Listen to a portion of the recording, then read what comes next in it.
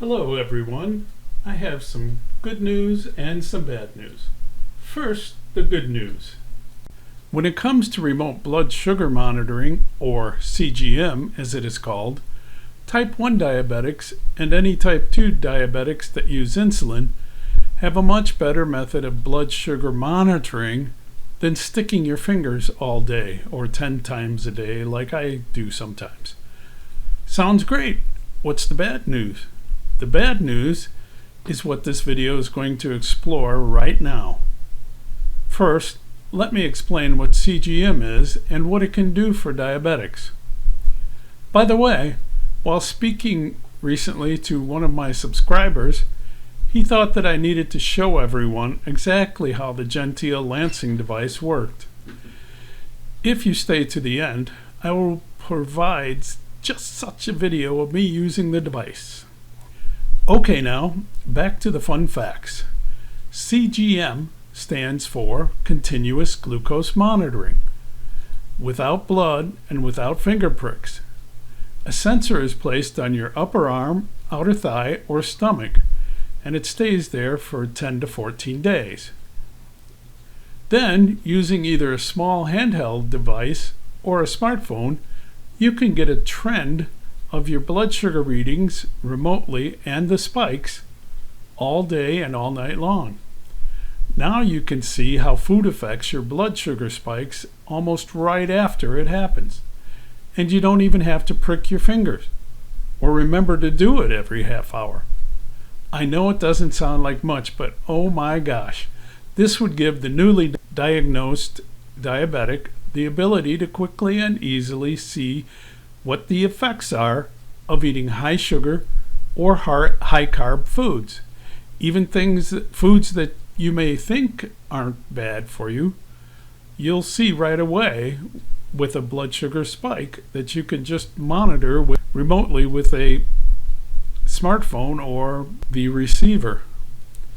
What a great motivator this CGM could be. But wait, the insurance companies and Medicare have decided that only type 1 diabetics and the sickest of the type 2 diabetics deserve to get any monetary help. In order to even qualify to obtain one of these CGMs, you have to be sticking yourself multiple times per day and injecting yourself with insulin several times a day. That's one of the problems, the big problems, with someone that has just been diagnosed with type 2 diabetes. That person may not be convinced that it's a big deal because they may not have any symptoms yet, like neuropathy or eyesight changes. And many people don't want to prick their fingertips several times a day. I know I didn't want to the point that I just ignored the diagnosis for several years. Hey, I was given oral meds to take care of my blood sugar numbers. What's the big deal? It was only when they got so bad that my doctor told me the next step in managing my blood sugar numbers was to start injecting myself with insulin every day. Oh, buddy. I have no doubt that if I had a CGM as an option way back when, it might have opened my eyes to see how eating crappy foods was affecting my blood sugar numbers on an hourly basis. My biggest hope is that one day one of those vanishing internet companies that I see appear and then later disappear will succeed at inventing a bloodless glucose monitor that even a type 2 diabetic can purchase and use. And now, for the prickly part of this video with me and my Gentile. Sit back and enjoy. First, you take the Gentile lancing device and you should push the plunger in so that this is tight. Then you take one of the lancets,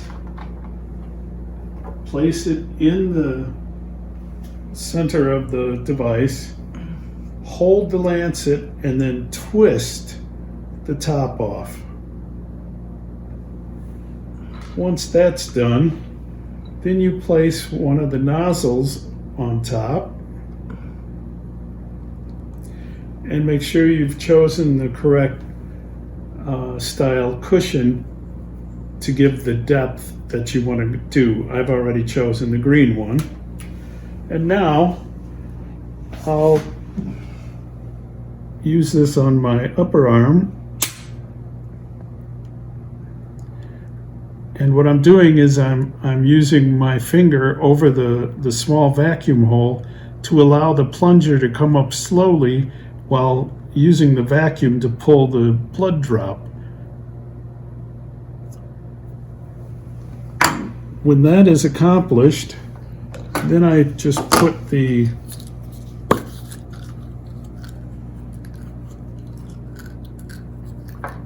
testing device together.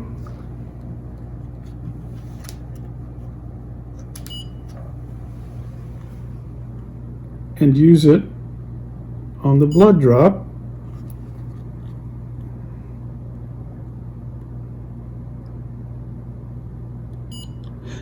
And there it is.